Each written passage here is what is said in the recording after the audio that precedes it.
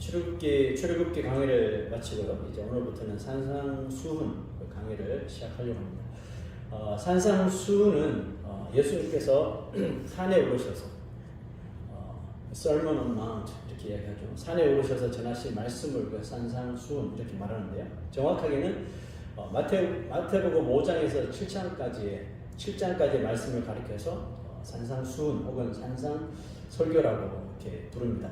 산상설교는 예수님이 하신 말씀 가운데 가장 아주 페이머스하죠. 유명할 뿐만 아니라 또 우리가 아마 가장 많이 들어서 알고 있는 그런 말씀일 거예요. 특히 하나님 나라의 시민인 성도가 이 세상을 살아가면서 반드시 살아가면서 맞닥뜨리는 그런 삶에 대한 모든 디렉션을 주는 귀한 말씀이 되겠죠. 예수님이 산에 올라가 앉으시고 제일 먼저 하신 말씀이 뭘까요? 그 말씀은 예수님을 따라 모여든 무리들이 왜 예수님을 쫓아왔을까? 무엇에 관심을 두고 있을까? 거기에 대한 답을 주신 거예요. 자, 그게 뭐였죠? 그것은 바로 복에 관한 말이었습니다. 처음으로 이제 그 베리티, 팔복이 나오죠. 그때나 아마 지금이나 복에 대한 우리의 인간의 관심은 아마 식어지지 않았을 것 같은데요. 우리가 예수를 믿고 교회를 다니는 이유 또한 하나님께 복받기 위함이 아닙니까?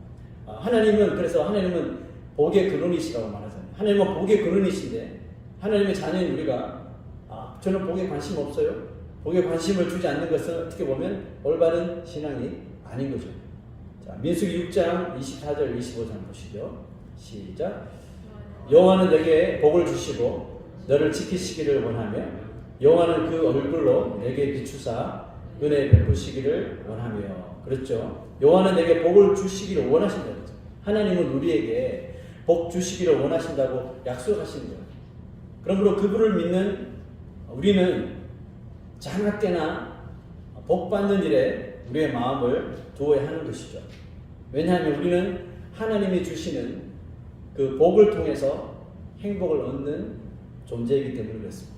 믿습니까? 하나님께서 주시는, 하나님께서 공급하여 주시는 이 축복을 통해서 우리는 행복이라는 것을 쟁취할 수 있는 존재이기 때문에 그렇습니다. 예수님이 우리에게 믿음을 주신 것은 우리가 믿음의 삶을 통해 우리가 행복해지기를 예수님이 정말 원하시기 때문에 그렇습니다. 그러므로 우리의 이 행복의 시작은 예수님이 주시는 그 말씀에 우리가 순종할 때 비로소 주어지는 것 되겠죠. 예수님이 우리의 행복을 위하여 주신 8가지 복 중에 첫 번째는 이와 같습니다. 시작. 심령이 가난한 자는 복이 있나니 천국이 그들의 것이며. 너무나도 잘 아는 구절이죠. 이 구절에서 제일 먼저 눈에 띄는 두 단어가 있을 텐데요. 제가 밑줄 그어놨죠. 천국이라는 단어하고 가난이라는 단어입니다. 자, 여러분, 우리 믿는 사람들은 당연히 천국을 얻기를 원하죠. 천국을 얻기를 원하지만 그것을 얻기 위해 만약에 가난을 택해야 한다면 조금은 망설여지는 사람이 없지 않을 것입니다. 하지만 우리가 걱정할 필요가 없는 것은 성경은 천국을 위해서 우리에게 무소유를 요구한 적이 없거든요. 이 말씀은 천국이란 복을 얻기 위해서 물질적인 가난을 성경은 요구하시지 않고 이 말씀도 그것을 의미하는 구절이 아니라는 뜻입니다. 여러분, 만약에 물질적인 가난이 우리의 복이 되고 가난한 사람들이 천국을 소유한다면 여러분, 이 세상에 도대체 무슨 일이 벌어질까요? 현재 이 세상의 모든 교회에서 실시하는 구제 사역은 아주 전면 중단되어야 합니다. 왜냐하면 구제라는 것이 가난한 자들을 도와서 가난하지 않도록 하는 것이므로 가난한 나라나 가난한 사람들에게 천국을 얻도록 하기 위해서라도 모든 교회는, 모든 성도는 구제를 전면 중단해야 되는 거죠. 왜? 가난해야지 천국 간다면. 거기다가 교회들은 돈이 없어서 매일 쩔쩔매고 전전긍긍 해야 하겠죠. 조금이라도 부자스러운 모습이 교회에서 나타나면 안 되겠죠. 믿는 사람들의 삶은 복이 민망할 정도로 가난에 허덕이며 사는 것이 예수님이 주시는 행복의 기준에 일치하는 삶인 것입니다. 과연 그것이 예수님이 우리에게 주시려는 복일까요? 그렇지 않죠. 예수님은 우리에게 있어야 할 것을 미리 아시고 오히려 채워주시고 부어주시고 공급하여 주신다고 약속하셨거든요. 그러므로 생각해 볼 필요조차 없이 이 구절은 천국을 얻기 위해 물질적인 가난을 요구하는 말씀이 아니라는 뜻입니다. 자, 그렇다면 이 말씀이 주는 정확한 그 진리는 도대체 뭘까요? 제임스 보이스 목사님이 이런 글을 썼는데요. 이 구절을 묵상하면서 심령이 가난한 자가 되기 위해서 하나님 앞에서 영적인 가난함을 인식하는 것.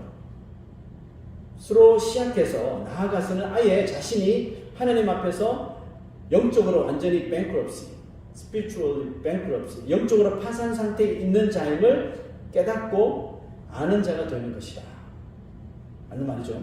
하나님 앞에서 영적인 가난함을 인식한다는 것은 간단히 말하면 이거죠. 우리는 우리 스스로 우리의 어떤 능력으로 하나님의 소유인 영적인 복을 얻을 수 없는 존재라는 것을 맹세할 뿐만 아니라 그것을 명확히 깨달아야 한다는 뜻입니다. 여러분, 세상의 복의 개념과 하늘 나라의 복의 개념이 다르잖아요. 세상의 복의 개념은 이거잖아요. 우리가 열심히 하면 할수록, 땀 흘리면 땀 흘릴수록 우리가 가질 수 있고 소유할 수 있고 쟁취할 수 있는 게 세상의 복이죠. 그게 무엇이 되든지 간에 노력하면 얻게 되는 거죠. 운동선수들은 그래서 죽으라고 훈련하죠. 이제 파리올림픽이 이제 거의 끝났지만 죽으라고 땀 흘려서 훈련해서 결국은 이 금메달이라는 것은 메달이라는 것을 따내는 것이고 또 그렇게 따내죠. 예술가들은 몸이 닳도록 연습을 대해서 최고의 연주를 하는 거고 또 최고의 작품을 만들어내는 것이죠. 아주 부유하게 살고 싶고 아주 하이 퀄리티 삶을 원하는 사람은 뭐 할까요? 밤낮 가리지 않고 공부하겠죠. 공부해서 좋은 회사 들어가고 공부해서 일해서 원하는 부를 얻을 수가 있는 거죠. 여러분, 이게 세상의 복의 개념이죠. 하지만 영적인 복의 개념이 완전히 다르죠. 우리가 아무리 찾으려고 노력해도 땀 흘려도 우리 손에 쥐어질 수 없는 것이 영적인 복이잖아요. 그러므로 예수님의 말씀은 그래, 열심히 한번 해봐. 너희들이 서로 힘을 합치면 분명히 이거 가질 수 있을 거야 라고 용기를 주시는 그런 말씀이 아니라는 거예요, 여러분. 성경 어디에도 하나님은 우리의 어떤 노력을 통해서, 우리의 행위를 통해서 하나님의 소유를 허락하시는 것을 찾아볼 수가 없어요. 이미 인간은 이 바벨탑 사건을 통해서 그들이 자신의 능력으로는 결단코 하나님 나라에 어프로치 할 수 없다는 것을 입증해 주고 있죠. 창세기 11장 3절 4절 시작. 서로 말하되 자 벽돌을 만들어 견고히 굽자 하고 이에 벽돌로 돌을 대신하여 역청으로 진흙을 대신하고 또 말하되 자 성읍과 탑을 건설하여 그 탑 꼭대기를 하늘에 닿게 하여 우리 이름을 내고 온 지면에 흩어짐을 면하자. 새로운 기술을 개발합니다. 사람들이 벽돌을 브릭을 처음으로 만들어서 돌 대신 이제 성을 쌓기 시작하니까 과거에 보다 훨씬 더 잘 쌓아지겠죠. 그때는 뭐 기가 막힌 아이디어가 나온 거죠. 역청으로 진흙을 대신하고 난리가 난 거예요. 보니까 이제 막 자기들의 이 성이 하늘까지 다더라 하늘 나라까지 갈 것 같거든요. 그래서 우리 이름을 흩어지지 말고 우리 똘똘 뭉쳐서 하나님보다 더 강력한 하나님 필요 없는 그런 나라를 만들자. 이거 아니었어요. 그렇게 자신감 있게 인류의 위대함을 온 세상에 알리고 하나님께 선전포고를 했지만 그들에게 돌아온 결과는 뭐였죠? 강제 흩어짐. 하나님께서 간단하게 언어 섞어버리니까 도대체 일을 할 수 없잖아요. 강제 흩어짐. 여러분, 지금 이 시대는 정보와 지식의 홍수 시대죠. 뭐 TMI가 나올 정도로 너무 많은 인포메이션, 나우리지들이 떠돌아다니고 있어요. 끊임없는 개발과 연구로 인해서 인류는 역사상 볼 수 없었던 최첨단 과학 시대에 살고 있습니다. 그리고 이와 같은 최첨단은 놀라운 속도로 개발과 발전을 거듭하며 정말 우리가 과거에는 상상조차 작년에 상상할 수 없는 일이 올해 일어나고 이 시간의 간격이 점점점 줄어들고 있다고 했잖아요. 얼마나 스피디하게 발전이 되는지 모릅니다.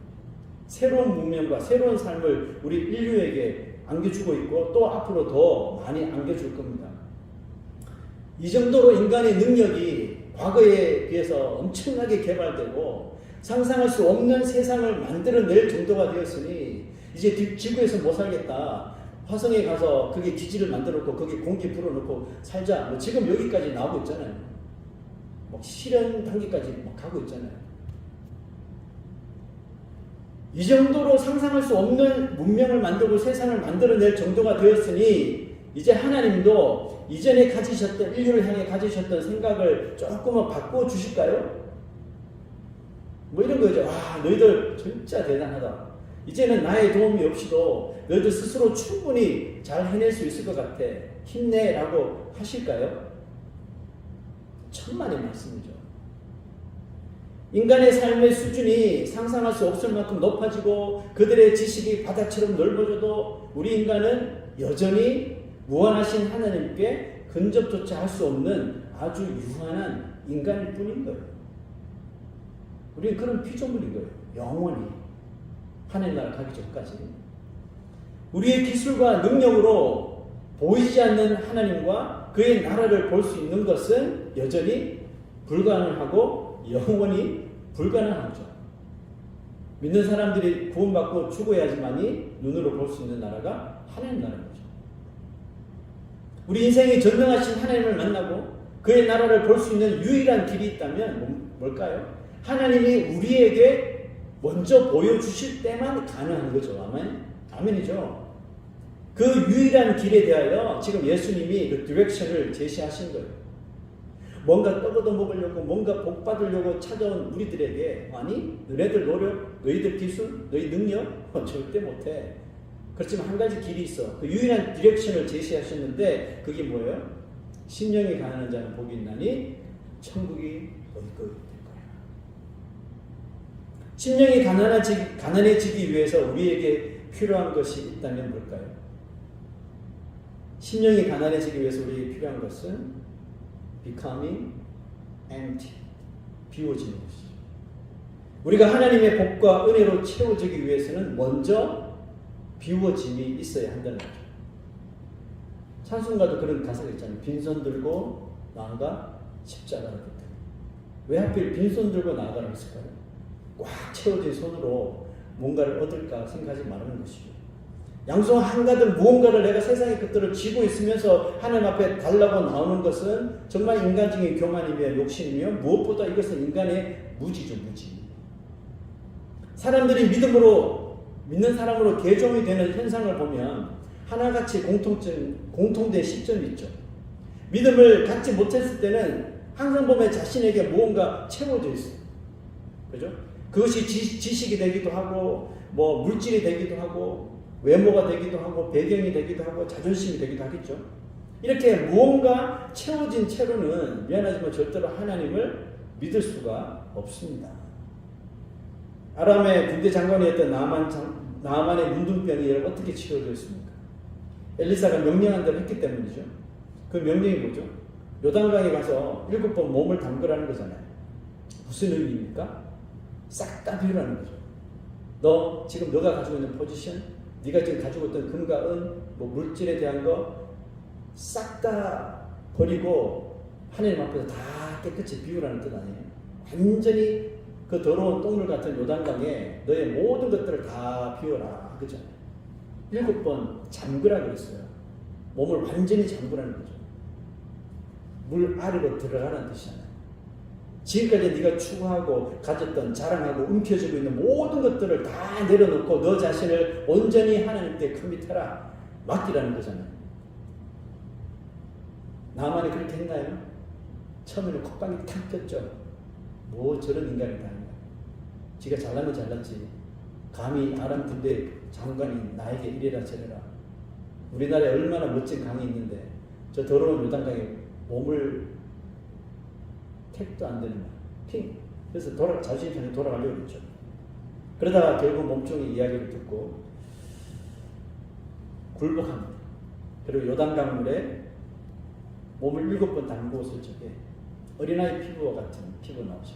하나님의 치료하시는 은혜를 그가 체험하게 되었고 그 자존심으로 똘똘 뭉쳤던 사람이 비워지니까 그제서야 믿는 사람이 되더라는 거죠. 종교개혁을 단행했던 마틴 루터가 어린 나이에 수도원에 들어갔을 때 그의 목적이 무엇이었는지 아세요? 남들이 가지지 못한 경건과 이 선행을 통해 자기 자신의 노력으로 구원을 쟁취하는 것이었어요. 하지만 고강도의 이 경건의 삶과 고행하는 시간을 바쳤음에도 이 루터의 마음에 찾아온 것은 구원의 기쁨이 아니라 구원의 확신이 아니라 무거운 절망뿐이었더라는 겁니다. 절망 속에 나날을 보내던 마틴 루터를 깨운 것은 다름 아닌 로마서 1장 17절의 말씀이었는데요. 이 구절이었습니다. 시작. 복음에는 하나님의 의가 나타나서 믿음으로 믿음이 이르게 하나니 기록된 바 오직 의인은 믿음으로 말미암아 살리라 함과 같으니라. 복음에는 하나님의 의가 나타났어. 루터가 깨달은 것은 하나님의 의가 없이는 이 세상의 그 누구도 믿음을 얻을 수 없고 믿음이 없이는 하나님의 사람이 될 수 없음을 깨닫게 된 것입니다. 여러분, 이 하나님의 의가 뭐죠? 바로 이 의가 바로 예수 그리스도이신 거죠. 대개 신자들은 채워지고 풍성해지기를 원하지 비워지는 것을 잘 생각하지 못하는 것 같아요. 엘리야 선지자가 사르밧과 호보에게 비어있는 항아리를 가져오라고 했죠. 왜죠? 거기다가 채워주기 위해서 빈 항아리를 요구한 것입니다. 무언가 이미 들어있고 채워져 있는 항아리에는 새로운 것을 담을 수가 없잖아요. 우리의 신령도 마찬가지 아니에요? 자신이 부족함이 없다라고 느끼는 사람에게는 결단코 여호와가 그의 목자가 될 수가 없죠. 여호와가 나의 목자가 이미 되어 주셨기 때문에 내게 부족함이 없는 것이지, 내가 부족함이 없다고 생각하는데 여호와가 나의 목자가 되실 이유가 없잖아요. 그죠? 하나님이 먼저 내 안에 들어오시는 것이 채워지는 비결이라는 것이죠. 나의 심령으로는 구원을 얻을 수도 천국에 들어갈 수도 없습니다. 그래서 나의 자아를 내려놓고 나의 의로서는 불가능하다는 것을 선포해야 한다는 것이죠. 주님, 나는 영적으로 완전한 뱅크럽시를 당했습니다. 주의 의가 없이는 나는 아무것도 할 수 없는 존재입니다. 고백하라는 거죠. 그렇게 나 자신을 완전히 비울 때 그곳에 예수 그리스도의 의로서 채워지게 되는 것이며 맹물이 변하여 하이 퀄러리의 포도주가 되는 줄로 믿습니다.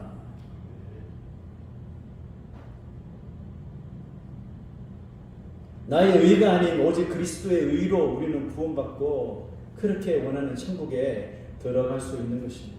나의 자아나 나의 인격으로도 내 인격이 세상에서 볼 때 도덕적으로 정말 기가 막힌 인격을 가지고 있더라도 그것으로도 안 되는 거예요. 그것도 그래서 내려놓아야 하는 거죠. 나의 성격, 나의 경험, 나의 지식 아무것도 안 되는. 그래서 예수님 앞에 다 내려놓고 그냥 우리는 빈털터리가 돼요. 혹시나 좀 내가 자랑할 게 남아있나? 주머니 뒤져보시고요. 탈탈탈 털어야 돼요. 주님 앞에서. 완전히 빈털터리가 돼야 돼요. 운전을 배울 때는 사고가 잘 안 납니다. 그러나 운전에 자신 있다고 자만할 때 사고가 나거든요. 신자가 언제 교만해집니까? 자신의 믿음을 인정할 때죠. 나 이제 믿음 있는 것 같아. 나는 이제 뭔가 좀 알 것 같아. 즉, 나 스스로 이제 말씀도 많이 알고 하나님에 대해서 많이 안다고 착각할 때 쓰러지는 거거든요. 베드로가 어떻게 무리를 예수님처럼 그렇습니까? 나는 절대 못하는데 예수님이 하게 하시면 할 수 있을 것 같아. 그래서 베드로가 물은 거예요. 주여, 나에게 오라고 명령해 달라고. 그때는 알았어요. 주님이 아니면 내가 할 수 없다는 것을. 그런데 막상 예수님께서 허락해 주셔서 몇 발자국을 걷다 보니 자신감이 생긴 거죠. 와, 내가 물을 걸을 수 있네 이제. 그렇게 예수님만 의지하던 마음이 눈이 예수님으로부터 딱 떨어지자마자 일어나는 현상이 뭐죠? 곧바로 물속으로 빠져들어가 버린 거죠. 그런데 우리도 베드로와 다르지 않다는 거죠. 예수님 없이 할 수 있다는 마음이 들면 잠시 자유를 누리는 듯 보이지만 그 인생은 정말 빠르게 세상의 물결에 빠져서 허우적될 수 있을 것입니다. 자신의 마음속에 예수님 외에 다른 무언가가 채워져 있으면 예수님을 갈급히 찾지 않습니다. 사슴도 목이 마르지 않으면 물 안 찾아요. 목이 마르니까 그렇게 시냇물을 찾는 거 아니에요? 다윗이 그걸 고라자손이 그걸 보고 깨달은 거 아니에요? 우리의 심령도 마찬가지네. 주님, 내가 오늘 주님 때문에 내 영혼이 헐떡입니다. 그게 헐떡이다 뜻이잖아요. 괴로워 죽겠다고.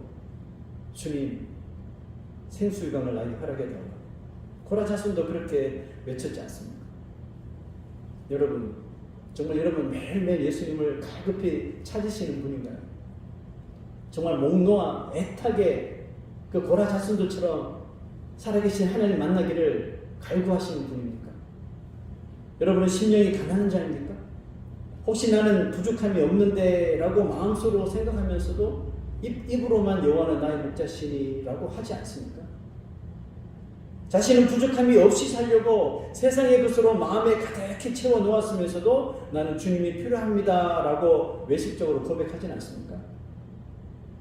여러분, 이 자리에 나온 여러분들이 정말 예수님이 없으면 안 되기 때문에 정말 갈급한 심정으로 신의 문을 찾는 그 사슴 같은 심정으로 오늘 이 자리에 나왔습니까?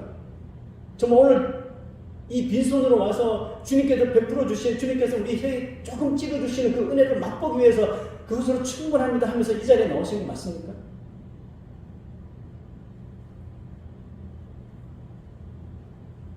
여러분, 만약에 나는 세상적으로 부족한 게 없는데 그러면서도 할 수 없이 입으로 주여 주님 필요합니다 라고 고백한다면 여러분, 우리도 바리새인과 다를 바가 없는 심령이 가난한 자가 아니라 심령이 교만한 부자인 것입니다.